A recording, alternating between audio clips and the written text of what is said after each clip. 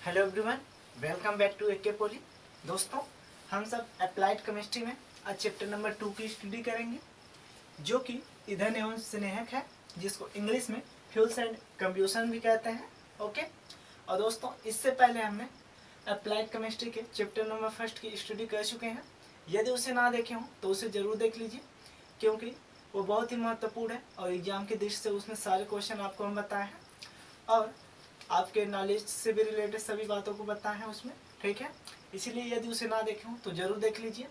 तो दोस्तों, चलिए आज हम लोग चैप्टर नंबर 2 स्टार्ट करते हैं। ठीक है ना।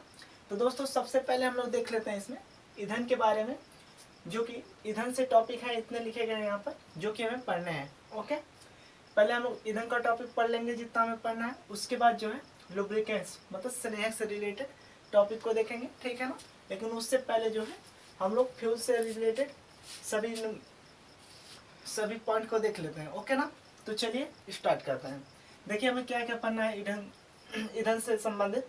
तो देखिए, सबसे पहले फ्यूल्स के बारे में पढ़ना है, मतलब ईंधन। ठीक। उसके बाद हम लोग पढ़ेंगे characteristics of an ideal fuel, मतलब आदर्श ईंधन की विशेषताओं के बारे में, और कंपोजिशन ऑफ फ्यूल्स मतलब ईंधन का संगठन, और चौथे स्टेप में पढ़ेंगे general properties of a fuel, जिसको हम हिंदी में ईंधन के सामान्य गुण भी कहते हैं।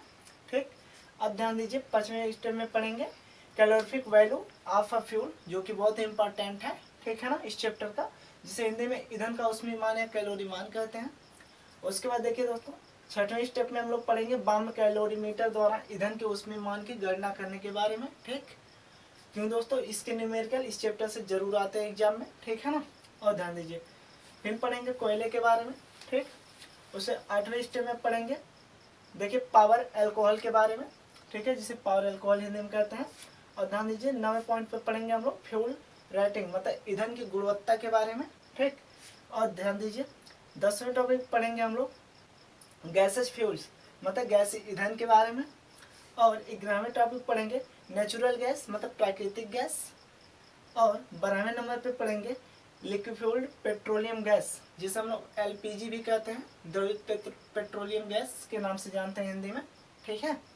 और ध्यान दीजिए, 13वें स्टेप में पढ़ेंगे प्रोड्यूसर गैस के बारे में। ठीक दोस्तों, क्योंकि ये भी बहुत इंपॉर्टेंट है। और ध्यान दीजिए, 14वां जो है वाटर गैस के बारे में हम लोग पढ़ेंगे। और 15वें नंबर पे बायोगैस के बारे में।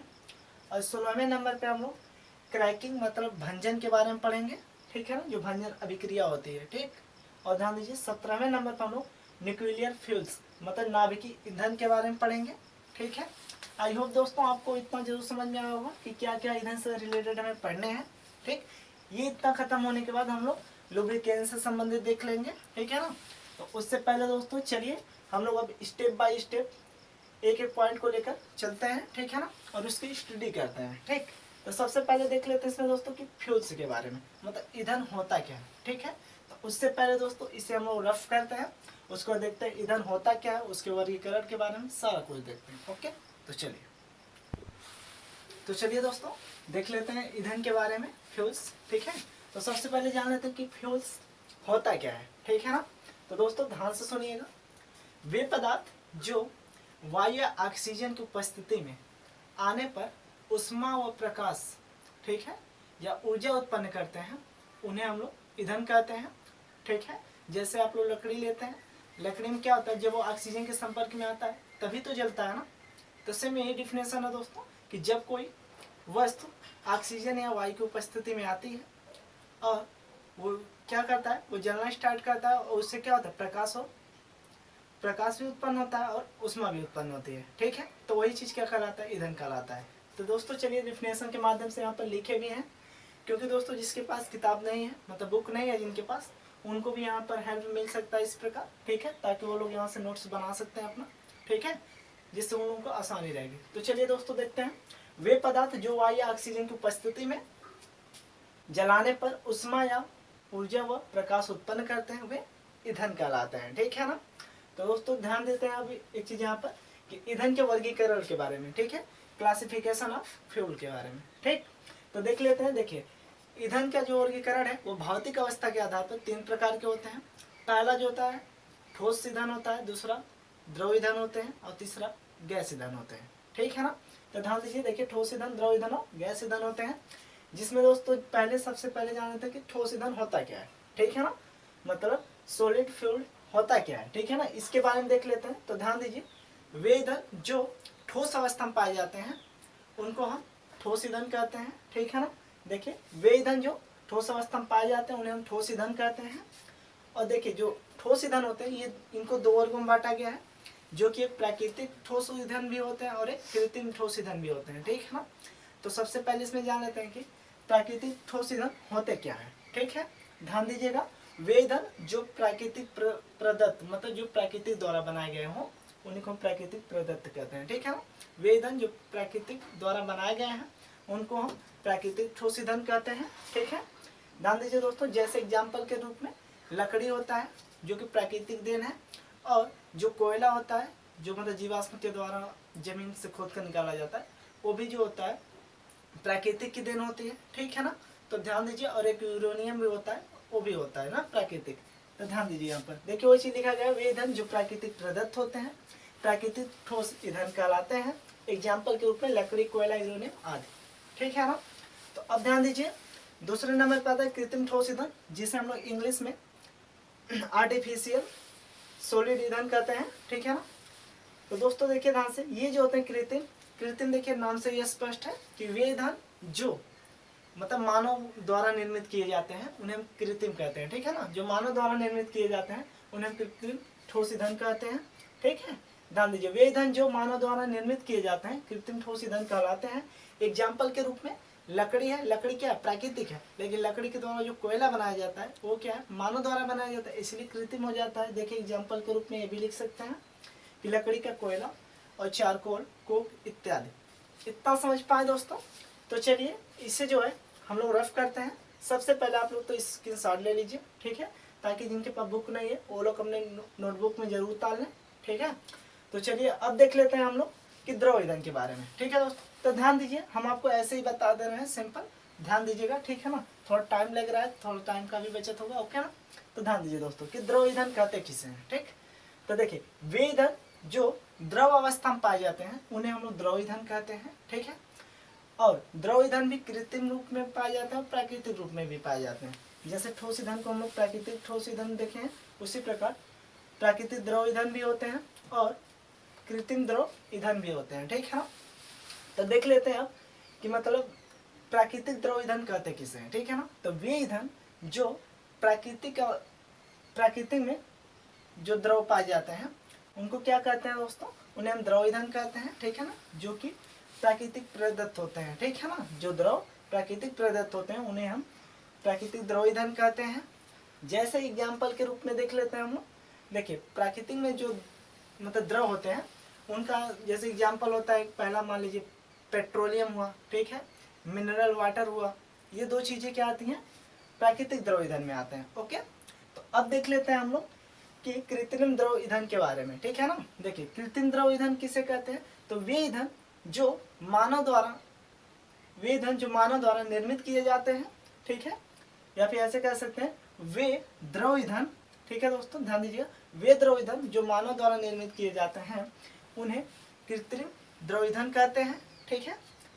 जैसे दोस्तों एग्जाम्पल के रूप में इसमें लिख लेंगे आप लोग मतलब जो द्रव ईंधन है इनके एग्जाम्पल के रूप में आप लोग लिख सकते हैं इसके थ्रू जो है, जैसे आप लोग जानते हैं पेट्रोलियम हुआ, केरोसिन हुआ, ठीक है, डीजल हुआ, ये सभी चीज़ें जो है कृत्रिम द्रव ईंधन के अंतर्गत आते हैं, ओके।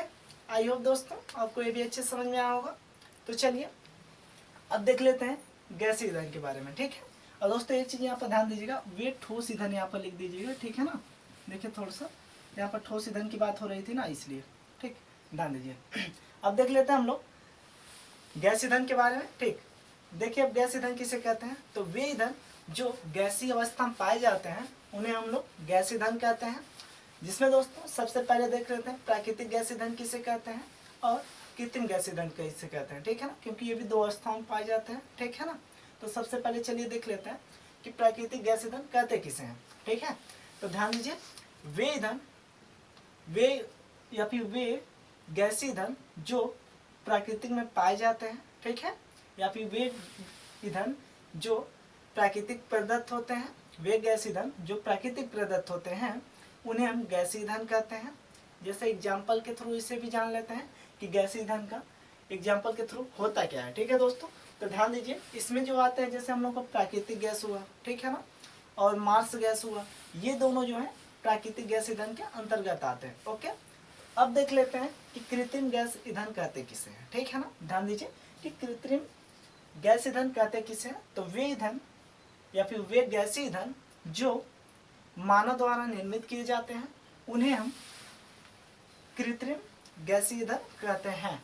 ठीक है, जैसे इसके एग्जाम्पल के थ्रू देखेंगे जब दोस्तों कि गैसीय ईंधन के थ्रू जब देखते हैं हम लोग तो क्या मिलता है यहाँ पर, ध्यान दीजिए।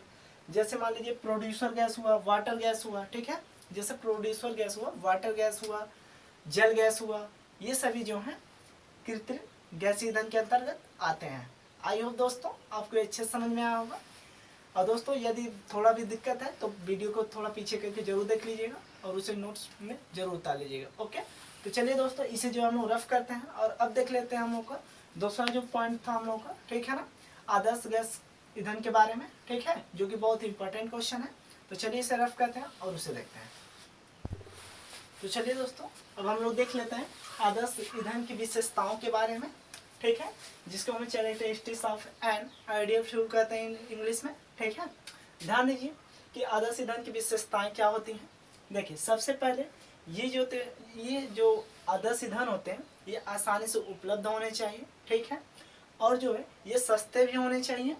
उसके बाद इसका भंडारण जो है एक स्थान से दूसरे स्थान तक आसानी से ले जाने लायक होना चाहिए, ठीक है ना, और इसका ऊष्मीमान जो है दोस्तों उच्च होना चाहिए, जिसके बारे में हम लोग पढ़ेंगे आगे, ठीक है ना, कि ऊष्मीमान कहते किसे हैं। ठीक, ध्यान दीजिए इसका ऊष्मीमान क्या होना चाहिए, उच्च होना चाहिए, और इसके दहन में, ठीक है, हानिकारक जैसे गैसें होती हैं, राख, धुआं, ये सब कम होने चाहिए, ठीक है ना, जो आदर्श ईंधन होते हैं। ठीक है, इसमें मिनिमम जहाँ तक हो सके वहाँ तक कम से कम मात्रा में ये सब होने चाहिए, जैसे राख, गैसें, धुआं, ये सब कम उत्पन्न होने चाहिए, ठीक है। और ध्यान दीजिए इसका जो ज्वलन ताप होता है ये भी कम होना चाहिए, ठीक है ना, इसके बारे में हम लोग अभी आगे पढ़ेंगे, ठीक है, कि ज्वलन ताप कहते किसे हैं। ठीक है दोस्तों, ध्यान दीजिए इसका ज्वलन ताप कम होना चाहिए और इसका दहन नियंत्रण में होना चाहिए ताकि इसे रोका जा सके, ठीक है ना, और स्वास्थ्य के लिए ये हानिकारक हानिकारक प्रभाव न पड़े इसका, ठीक है ना, स्वास्थ्य पर मतलब इसका कोई हानिकारक प्रभाव न पड़े, इसको भी देखा जाता है। देखिए ध्यान से, स्वास्थ्य के लिए हानिकारक नहीं होना चाहिए, ठीक है। आई होप दोस्तों आपको इतना मालूम हो गया कि आदर्श ईंधन की विशेषताएं क्या होते हैं, ठीक है। तो दोस्तों इसे जो आप लोग स्क्रीनशॉट लीजिए ताकि इसे जो हम रफ करें, और इसके बाद हम लोग अपना तीसरा पॉइंट देख लेते हैं, ठीक है, जो कि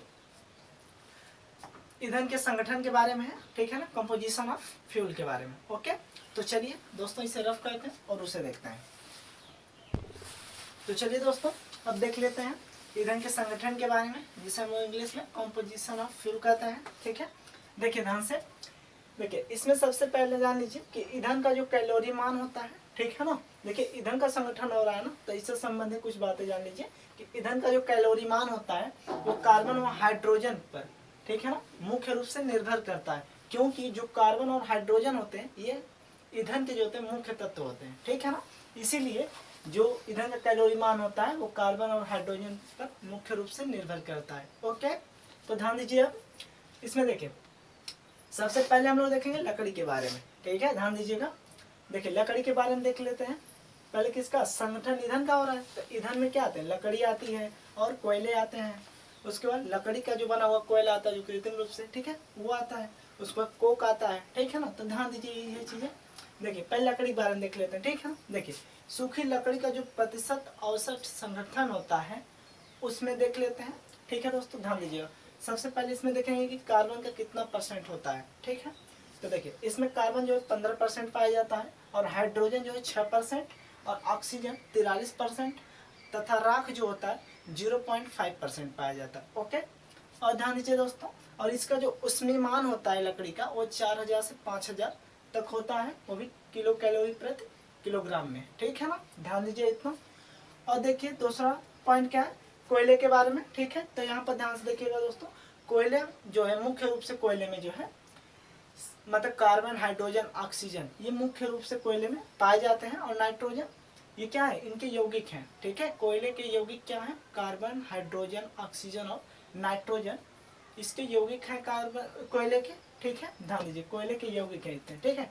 जिसमें हम लोग देखेंगे कोयले के बारे में देख रहे हैं ना, तो कोयला आप लोग जानते हैं कि 4 प्रकार के होते हैं, जिसमें सबसे पहला आता है पीट, उसके बाद आता है लिग्नाइट, फिर तीसरे नंबर पे आता है बिटुमिनस, फिर चौथे नंबर पे आता है एंथ्रासाइट, ठीक है। जिसमें दोस्तों जो सबसे पहला होता है पीट, वो सबसे बेकार माना जाता है, ठीक है ना, मतलब सबसे लो क्वालिटी का, ठीक है।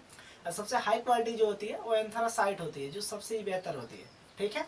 तो देखिए यहाँ पर मान चल जाएगा कैसे बेहतर होती है और कैसे कौन सा लो होता है, ठीक है ना, इसके बारे में यहाँ नॉलेज आपको हो जाएगा। देखिए कोयले के यहाँ पर 4 प्रकार हैं, और जिसमें आप लोग जानते हैं कोयले मुख्य रूप से 4 यौगिक पाए जाते हैं, कार्बन, हाइड्रोजन, ऑक्सीजन और नाइट्रोजन, ठीक।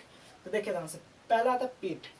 पीट मतलब देखिए पीट में कार्बन कितना होता है, ध्यान दीजिए 40 से 55%, हाइड्रोजन 6% होता है, और ऑक्सीजन जो होता है 30 से 35% होता है, और नाइट्रोजन इसमें 1% पाया जाता है, तथा राख 3 से 4% होता है, ठीक है।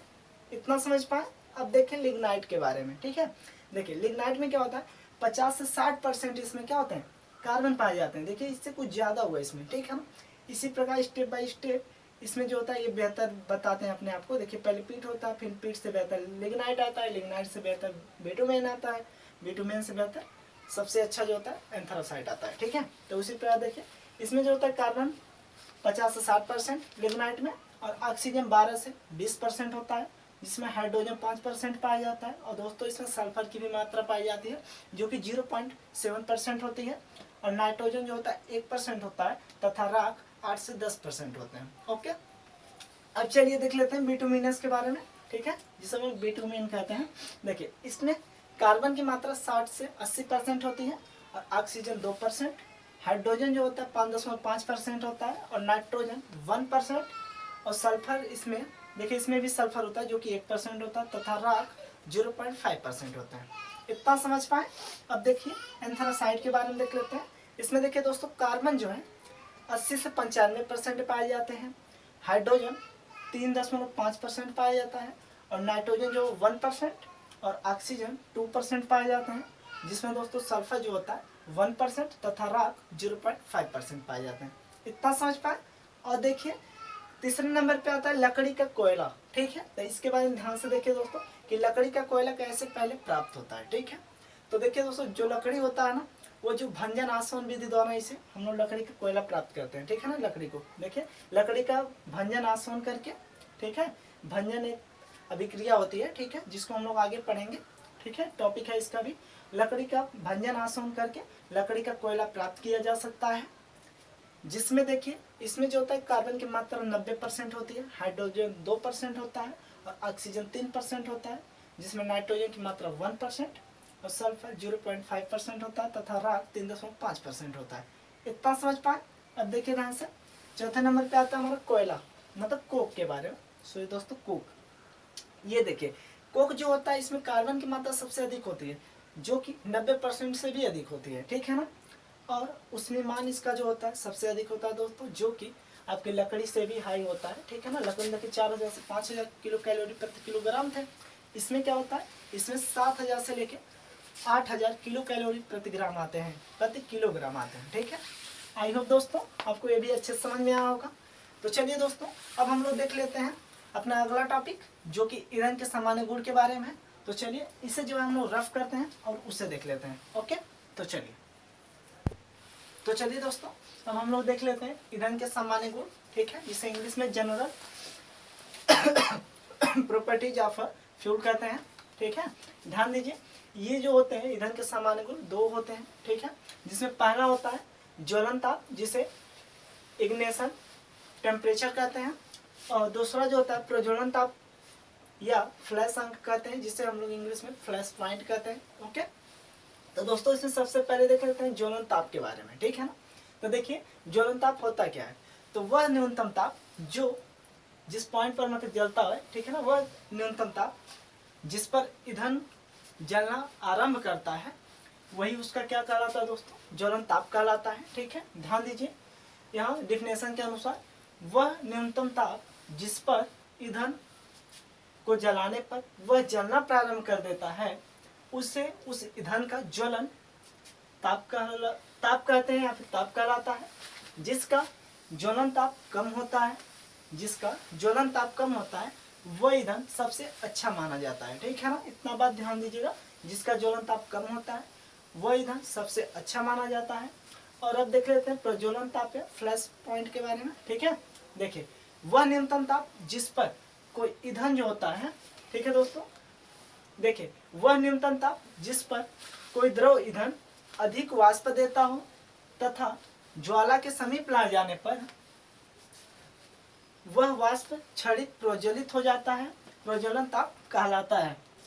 प्रज्वलन ताप का मान सदैव जो ज्वलन ताप होता है उससे क्या होता है दोस्तों, कम होता है। ठीक है ना, मतलब ये जो है फ्लैश पॉइंट सिंपल भाषा में समझिए कि वह न्यूनतम ताप होता है जो द्रव ईंधन, जैसे आप लोग इसको समझने का प्रयास कीजिए।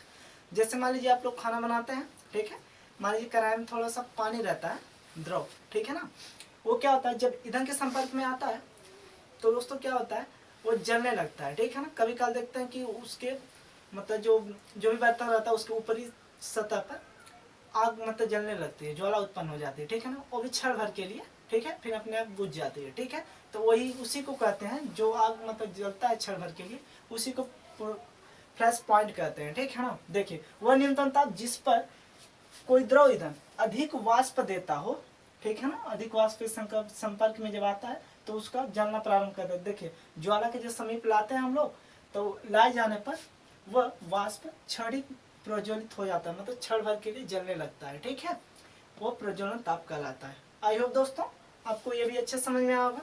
तो चलिए अब जो है हम लोग अपना 5वां स्टेप देख लेते हैं, जो कि कैलोरीफिक वैल्यू के बारे में, और बहुत इंपॉर्टेंट है इस चैप्टर का दोस्तों। ये दोनों तो एकदम इंपॉर्टेंट है, ये भी जानिए। और जो कैलोरीफिक वैल्यू है वो जरूर देता है, एक जरूर पूछता है। ठीक है ना, उसमें से वो भी आपका 2 से 3 नंबर में पूछते हैं। ठीक है, वो क्वेश्चन आता है। तो चलिए इसे रफ करते हैं और उसे देख लेते हैं। ओके,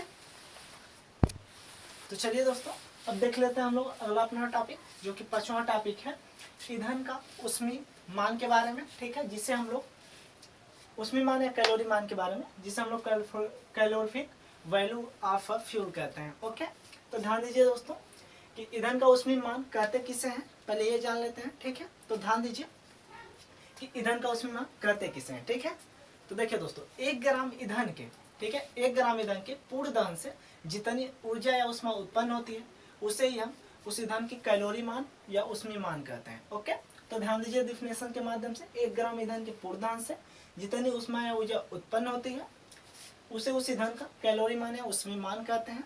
इतना समझ पाए। अब देखिए ध्यान से देख लेते हैं। इसमें देखिए जो ईंधन का ऊष्मीय मान या कैलोरी मान होता है वो 2 प्रकार से होता है। ठीक है, पहला उच्च ऊष्मीय मान होता है, दूसरा निम्न ऊष्मीय मान होता है। ठीक है, तो सबसे पहले देख लेते हैं उच्च ऊष्मीय मान, जिसे हायर कैलोरीफिक वैल्यू कहते हैं, जिसे शॉर्ट में HCV भी कहते हैं। ओके, तो ध्यान दीजिए दोस्तों उच्च ऊष्मीय मान कहते किसे हैं। ठीक है, तो देखिए जब किसी ईंधन की इकाई मात्रा को, ठीक है, जब किसी ईंधन की इकाई मात्रा को वायु या ऑक्सीजन में पूर्णतः दहन किया जाता है और उसके उत्पादों को मतलब कमरे के ताप तक ठंडा होने दिया जाता है, तो इस दौरान जो ऊष्मा उत्पन्न होती है उसे ही हम उच्च ऊष्मीय मान कहते हैं। और इसी को दोस्तों जो है हम कुल ऊष्मीय मान भी कहते हैं। और इसमें जो होती है भाप की गुप्त ऊष्मा जो होती है सम्मिलित होती है। अब दोस्तों इसे समझने का शॉर्ट ट्रिक ये है कि जैसे भाप की गुप्त ऊष्मा इसमें सम्मिलित होती है, इसका कहने का मतलब ये है जैसे आप कोई भी चीज़ मार्केट से खरीदते हैं, यदि जैसे बोरा में बोरे वाली चीज़ कोई खरीदते हैं, ठीक है, मान लीजिए सपोर्टेड चीनी खरीद लेते हैं एक बोरा। ठीक है, तो चीनी में होता क्या है कि जो चीनी होती है वो बोरा सहित तौली जाती है। ठीक है, यदि बोरा सहित तौली जाती है तो उसके बोरे पर आप लिखा रहेगा, देखिएगा कोई भी चीज़ बोरा वाला यदि खरीदते हैं तो उसमें ग्रॉस वैल्यू जो लिखी रहेगी। ठीक है, जैसे ग्रॉस वैल्यू टोटल 50 kg है जो लिखी है चीनी वाले बोरी पे 50 kg लिखी है, तो उसका कहने का मतलब ये है जब 50 kg बोरी पे लिखी हुई है तो इसका मतलब उसका बोरा सहित जो वजन है वो 50 kg है। ठीक है, जब बोरा सहित जोड़ेंगे वही मतलब भाप की गुप्त ऊष्मा। ठीक है, तो बोरा वाला काम किया, जो भाप की गुप्त ऊष्मा है यहाँ पर बोरे वाला काम कर रहा है, मतलब बोरा जो है वो भाप की गुप्त ऊष्मा हो जाती है, मेन मटेरियल जो है वो चीनी होती है। ठीक है, मतलब भाप की गुप्त ऊष्मा सम्मिलित होती है, मतलब बोरा भी सम्मिलित होता है यदि उसे तौला जाता है। तो ग्रॉस वैल्यू जब कहीं लिखा रहेगा तो ये समझिएगा उसका जो कवर होगा ऊपर वाला भाग, चाहे बोरा में हो चाहे गत्ते में हो, तो उसका भी वजन उसमें सम्मिलित होता है। ठीक है, इतना समझ पाए। तो दोस्तों यही चीज़ यहाँ पर लिखा गया है, ध्यान दीजिए जब किसी ईंधन की इकाई मात्रा को वायु या ऑक्सीजन में पूर्णतः दहन किया जाता है तो इस दौरान उत्सर्जित कुल ऊष्मा को उच्च ऊष्मीमान कहते हैं, और इसे ही कुल ऊष्मीमान जिसे जीसीवी भी कहते हैं, ठीक है ना। देखिए जिसमें भाप की गुप्त ऊष्मा भी सम्मिलित होती है, ठीक है दोस्तों। अब देख लेते हैं हम लोग निम्न ऊष्मीमान के बारे में, ठीक है। तो दोस्तों इसे भी समझने का प्रयास कीजिए। निम्न ऊष्मीमान में यह होता है जिस प्रकार उच्च ऊष्मीमान में क्या होता है, बोरा सहित वजन, इसलिए ग्रॉस वैल्यू जब भी लिखा रहेगा तो उसके कवर का भी वजन उस पर लिखा रहता है, ठीक है, इतना ध्यान दीजिएगा। और निम्न ऊष्मीमान में यह होता है जैसे आप लोग चीनी का देखेंगे ना तो वहाँ पर नेट ऊष्मीमान लिखा रहेगा, ठीक है, जिसे हम लोग निम्न ऊष्मीमान भी कहते हैं, ठीक है।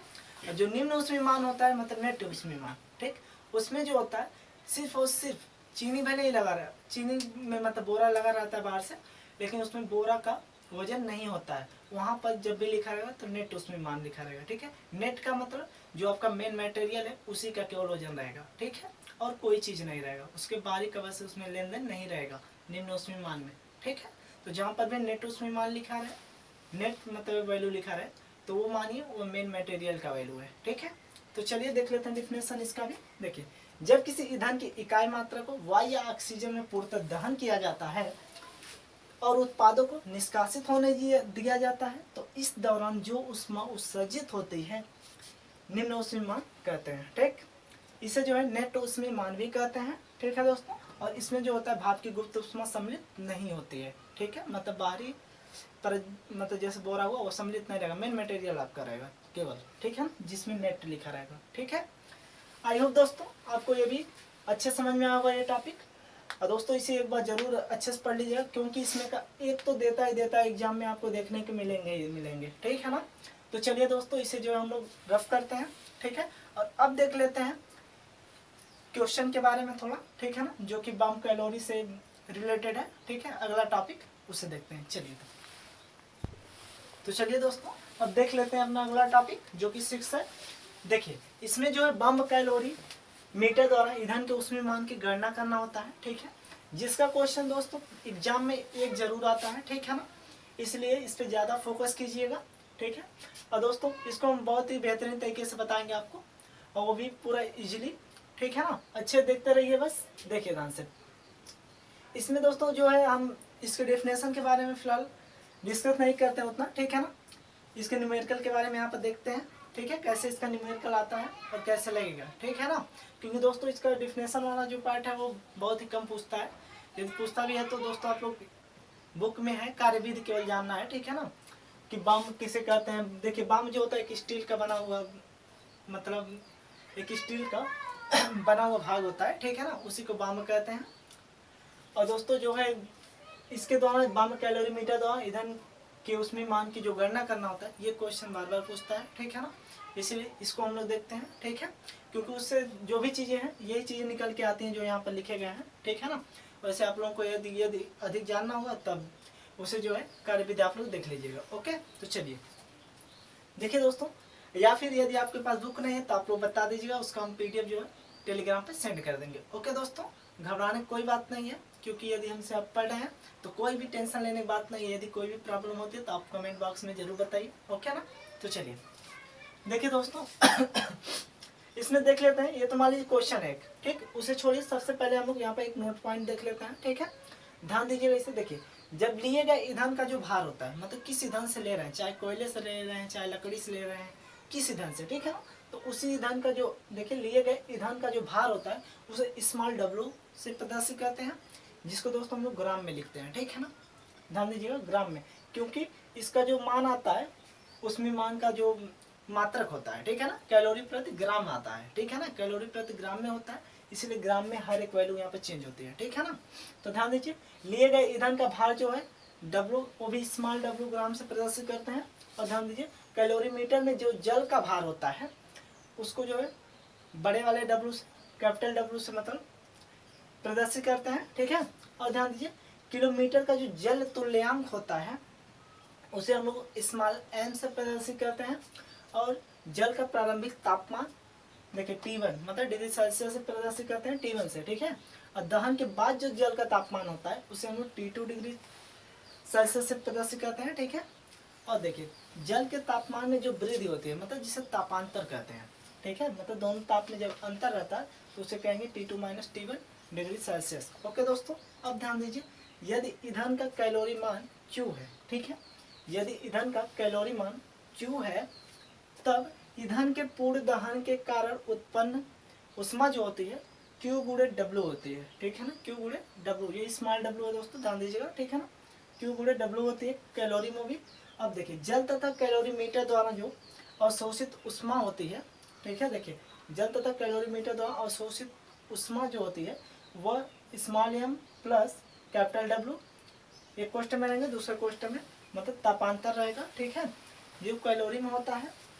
ध्यान दीजिए दोस्तों, तब देखिए क्या हुआ, उत्पन्न उष्मा, जो यहाँ पे उत्पन्न उष्मा है क्या है, इतना है बराबर अवशोषित उष्मा के, ठीक है ना, इसके बराबर करेंगे तो देखिए यहाँ से फार्मूला बन जाता है कि Q गुणे W बराबर M प्लस W, तापांतर यहाँ पर हो जाता है, जिसको देखिए दोस्तों यहाँ से W के यहाँ पर किए, यहाँ गुणा कर रहा था, यहाँ पर आएगा भाग करेगा, ठीक है, तो Q बराबर इतना, यही मेन फार्मूला होता है, यहाँ पर ध्यान दीजिएगा दोस्तों, ये चीज़ मेन फार्मूला होता है, ठीक है ना, जिसे हम लोग कैलोरी प्रति ग्राम में प्रदर्शित करते हैं। ओके ना, तो ध्यान दीजिएगा, ये जो है ये मेन फार्मूला और इसी बेस पे सारे सवाल लगेंगे, ठीक है ना।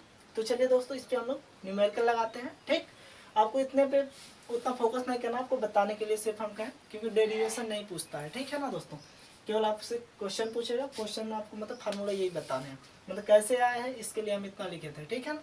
तो चलिए देख लेते हैं, यहाँ पर देख लेते हैं दोस्तों, ठीक है ना, जगह है। चलिए तो देखिए जैसे क्वेश्चन दिया है, एक कैलोरीमीटर द्वारा एक प्रयोग में 2 ग्राम कोयले का बात कर रहा है ना, मतलब इसमें ईंधन क्या लिया गया है, कोयला लिया गया है। तो दोस्तों देखिए 1 ग्राम प्रयोग में 2 ग्राम, देखिए एक प्रयोग में 2 ग्राम कोयले के, ठीक है, तो यहाँ पर न्यूमेरिकल इसका देख लेते हैं, देखिए हल करके। देखिए सबसे पहले क्या करेंगे, ईंधन द्वारा लिया गया मतलब कोयले का भार, क्या कहेंगे, कोयले का भार, देखिए लिए गए ईंधन हम लोग क्या ले रहे हैं, कोयला दे रहे हैं, तो कोयले का भार लिख लेंगे पहले, कोयले का भार कितना दिया दोस्तों, 2 दिया है ना, कोयले का भार मतलब यहाँ पर लिख लीजिए ऐसे करके, स्मॉल w इक्वल टू कितना, 2 ग्राम, इतना समझ में पाए। देखिए स्मॉल w प्रदर्शित करते हैं इसलिए, ठीक है ना, 2 ग्राम हुआ। और देखिए एक नमूने से निम्नलिखित आंकड़े प्राप्त हुए जल का भार। अब जल का भार की बात आती है दोस्तों, तो यहाँ पर लिखेंगे जल का भार, जल का भार, जिसे दोस्तों किससे प्रदर्शित करते हैं, कैपिटल W से, ठीक है। इसका मान कितना दिया, 1.2, तो भी किसमें दिया है, केजी में दिया है, ठीक है। तो सबसे पहले इसको क्या करेंगे, हम लोग जो है इसको जो है ग्राम में चेंज करेंगे। तो आप लोग जानते हैं 1 किलोग्राम में कितना ग्राम होता है दोस्तों, 1 केजी में मतलब कितना ग्राम होते हैं, तो आप लोग जानते हैं 1000 ग्राम होते हैं, ठीक है ना। तो ध्यान दीजिए, तो यहाँ पर क्या निकल के आएगा, यहाँ देखिए 1000 से क्या करेंगे, यहाँ पर गुणा कर देंगे, ठीक है, तो टोटल मान कितना निकल जाएगा, देखिए 1 जीरो से दशमलव हट जाएगा, ठीक है, अब 1200 हो जाएंगे, 2 जीरो इसमें ऐड हो जाएंगे, ठीक है, तो 1200 ग्राम हो गया, इतना समझ पाए। अब देखिएगा ध्यान से, अब निकालेंगे क्या, देखिए कैलोरीमीटर का जल, ठीक है ना, इतना हुआ जल का, ठीक है, कैलोरीमीटर का जल तुल्यांक अब दिया है, ठीक है, क्या दिया है, जल तुल्यांक, जल तुल्यांक, ठीक है दोस्तों। देखिए जल तुल्यांक कितना दिया है, 0.2 kg, ठीक है। देखिए जल तुल्यांक को हम लोग किससे प्रदर्शित करते हैं, तो स्मॉल m से प्रदर्शित करते हैं जल तुल्यांक को, ठीक है, इतना ध्यान दीजिएगा, किससे किसको प्रदर्शित करते हैं, ठीक है, 0.2, ये भी देखिए दोस्तों केजी में दिया हुआ है, ठीक है। तो इसे क्या करेंगे, इसको भी हम लोग ग्राम में चेंज कर लेते हैं, तो 1000 से गुणा कर दीजिए, ठीक है। देखिए इसे जब गुणा करेंगे तो ग्राम में चेंज हो जाएगा देखिए कितना हो जाएगा, देखिए 1 जीरो से दशमलव हटेगा मतलब 200 आ जाएंगे, 200 ग्राम, इतना समझ पाए। अब देखिएगा ध्यान से, कैलोरीमीटर का जल तुल्यांक तो हो गया। अब देखिए जल का प्रारंभिक तापमान, ठीक है, क्या है, जल का प्रारंभिक तापमान इसमें दिया है, देखिए ध्यान से, तापमान में वृद्धि मतलब तापांतर करके दिया है, ठीक है ना, दोनों का तापांतर दिया है, इतना है, मतलब तापांतर को किससे प्रदर्शित करते हैं, देखिए यहाँ जल के तापमान में वृद्धि जो होती है वही होता है तापांतर, ठीक है। मतलब यहाँ पर लिखेंगे तापांतर बराबर मतलब T2 - T1 is equal to कितना है, 10.6 डिग्री सेल्सियस, इतना समझ पाए दोस्तों। तो बस इतना हमें मान पहले पता कर लेना कि दिया क्या क्या चीज़ें हैं, ठीक है ना। इतना हो गया। अब लिखेंगे यहाँ पर, देखिए फार्मूले को यहाँ पर लिखेंगे सूत्र के हिसाब से, ठीक है ना। देखिए फार्मूला क्या होता है, Q equal to small m plus capital W, दूसरे क्वेश्चन में T2 माइनस T1 अपान में स्मॉल w, ठीक है दोस्तों, यही होता है ना। देखिए यहाँ से यही चीज़ है। अब देखिए Q बराबर मतलब हमें उसमें मान ज्ञात करना है, तो उसमें मान Q से प्रदर्शित करते हैं। अब देखिए स्मॉल m का मान कितना है 200, तो 200 लिखिए, प्लस कैपिटल W का मान दोस्तों ध्यान दीजिए कितना है 1200, तो 1200 हो गए, ठीक है। अब ध्यान दीजिए T2 माइनस T1 का मान टोटल क्या दिया है, तो यहाँ पर लिख दीजिए सीधे 10.6 डिग्री सेल्सियस का लिख दीजिए, इतना हुआ। अब देखिए बटन करिए। अब देखिए स्मॉल w का मान कितना दिया है, स्मॉल w देखिए 2 kg 2 ग्राम दिया है, ठीक है, 2 लिख दिए। अब ध्यान दीजिए यहाँ पर Q बराबर निकलेगा क्या दोस्तों, ध्यान दीजिए, देखिए 1200 में 200 जोड़ेंगे कितना हो जाएगा, टोटल 1400 हो जाएगा, ठीक है। अब ध्यान दीजिए यहाँ पर क्या 10.6 है, अपान में 2 कीजिए 2 कर दिए, ठीक। अब ध्यान दीजिए यहाँ पर क्या निकलेगा, यदि Q बराबर ज्ञात किया जाए, ठीक है दोस्तों, ध्यान दीजिए यहाँ यदि इसे डिवाइड कर दें, ठीक है, 2 7 14 मतलब 700 आ गया, ठीक है। 700 में क्या करेंगे, इतने से मल्टीप्लाई करा दीजिए, ठीक है। तो देखिए 7 6 42 के 2 हाथ में है 4, ठीक।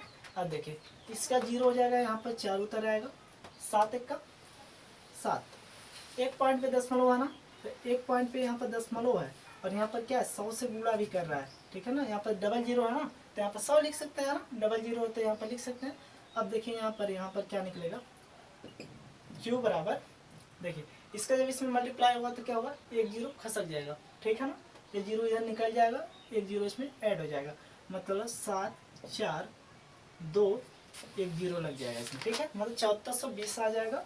वो भी किस में दोस्तों, कैलोरी प्रति ग्राम में, ठीक है ना, कैलोरी प्रति ग्राम में आ जाएगा दोस्तों। यहाँ पर ऐसे लिख दीजिए हिंदी में, कैलोरी प्रति ग्राम। आई होप दोस्तों आपको ये भी अच्छे से क्वेश्चन समझ में आया होगा।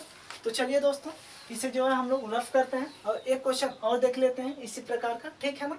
तो चलिए देख लेते हैं, क्वेश्चन नंबर 2 है, ध्यान से देखिएगा दोस्तों, अच्छे समझ में आएगा, ओके। तो देखिए दोस्तों दिया क्या है, जब 0.35 ग्राम ईंधन को ऑक्सीजन में जलाया जाता है तो कैलोरीमीटर की जल के ताप में 2.35 डिग्री सेल्सियस वृद्धि हो जाती है। जल का द्रव्यमान 130 ग्राम है। यदि जल का तुल्यांक 1240 ग्राम हो तो ईंधन के ऊष्मीमान की गणना कीजिए, ठीक है दोस्तों। ध्यान से देखिए, पहले इसमें क्या लिखेंगे कि दिया क्या है, ठीक है, देख लेते हैं दिया क्या क्या चीजें हैं। तो देखिए जब इतने ग्राम ईंधन को ऑक्सीजन में जलाया जाता है, ठीक, मतलब ईंधन का जो भार कितना दिया है, इतना दिया है, ठीक है ना। और ईंधन के भार को किससे प्रदर्शित करते हैं, तो स्मॉल w से, ठीक है, जिसका मान दिया है 0.35 ग्राम, इतना समझ पाए। अब ध्यान दीजिए, तो कैलोरीमीटर के जल के ताप में इतने की वृद्धि हो जाती है, मतलब तापांतर, जिसे T2 minus T1 degree Celsius कहते हैं, इसी से प्रदर्शित करते हैं दोस्तों। देखिए कितना दिया है 2.35 डिग्री सेल्सियस, इतना समझे। अब जल का द्रव्यमान देख लीजिए 130 ग्राम है ना, जल का द्रव्यमान, देखिए जल के द्रव्यमान को किससे प्रदर्शित करते हैं दोस्तों, ध्यान दीजिएगा, इसे जो कैपिटल W से, जिसका मान 130 ग्राम है। और ध्यान दीजिए, और यदि जल का तुल्यांक 1240 ग्राम है, जल का तुल्यांक दोस्तों किससे प्रदर्शित करते हैं, तो स्मॉल m से, जिसका मान 1240 ग्राम दिया हुआ है। तो ईंधन के उसमें मान मतलब Q का गणना करना है, ठीक है ना। उसमें मान किससे प्रदर्शित करते हैं, Q से, Q का गणना करना है। यहाँ पर लिखेंगे इसीलिए सूत्र से, ठीक है, पहले यहाँ पर लिखे सूत्र, ठीक, सूत्र लिखते हैं, क्या होता है Q इक्वल टू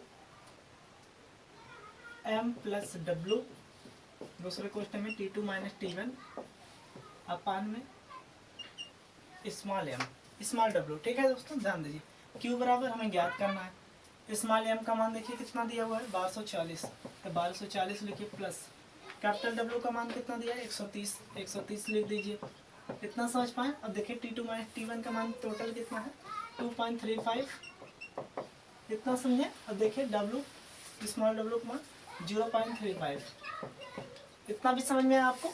तो देखिए दोस्तों हमारे सभी मान यहाँ पर पुट हो गए। अब इसको यहाँ से निकाल लीजिए, देखिए 1240 में 130 जोड़ेंगे कितना होगा, देखिए 0 0 0 हो जाएगा, 4 3 7 हो जाएगा, 2 1 3 1, मतलब 1370 हो जाएंगे टोटल। और देखिए 2.35 इसमें मल्टीप्लाई करेगा, जिसमें दोस्तों यहाँ पर देखिए 0.35 इतना हुआ। अब देखिए एक चीज़ यहाँ पर क्या ज्ञात होगा, ये सब मल्टीप्लाई के रूप में है ना, मतलब 1370 गुणे 2.35 ऐसे लिख सकते हैं, नीचे ऐसे भी लिख सकते हैं, सिंपल है, ठीक। अब देखिए इसमें यदि 100, देखिए 100 से गुणा कर दें, 100 से भाग कर दें, दशमलव हट जाएगा, इसमें भी 100 से गुणा कर दें, 100 से भाग कर दें, दशमलव हट जाएगा, ठीक है। तो सिंपल दोस्तों, यहाँ पर मान लीजिए इसके लिए यदि 100 से गुणा 100 से भाग करते हैं तो दशमलव हट जाता है, इसके लिए भी 100 से गुणा 100 से भाग करते हैं तो दशमलव हट जाता है, ठीक। तो क्या हुआ, ये भी आपस में क्या होंगे, कट तो जाएंगे ना, तो सिंपल ये दशमलव मुक्त कर देते हैं इसे। देखिए 1370 गुणे यहाँ पर सीधे हम लोग लिख सकते हैं 235 अपान में 35, इतना समझ पाए।